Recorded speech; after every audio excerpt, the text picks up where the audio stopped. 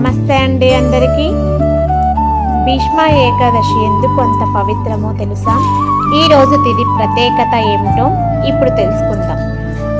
భీష్మ ఏకాదశి అనే మాఘమాసం శుక్లపక్షం ఏకాదశి తిథి నాడు వస్తుంది.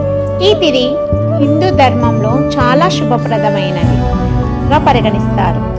మహాభారత కాలంలో భీష్మ పితామహుడు ఈ ఏకాదశి తిథినే తన దేహాన్ని విడిచిపెట్టేందుకు ఎంచుకున్నారు. అందుకే ఈరోజు భీష్మ ఏకాదశిగా ప్రసిద్ధి చెందింది. ఈ రోజున ఏకాదశి వ్రతం ఆచరించి శ్రీమన్నారాయణుని భక్తితో పూజిస్తే పాపాలు నశించి శాంతి మరియు పుణ్య ఫలాలు కలుగుతాయని శాస్త్రాలు చెబుతున్నాయి. భీష్మ ఏకాదశి తిథి మనకు ధర్మం, భక్తి, నియమాన్ని నేర్పుతుంది.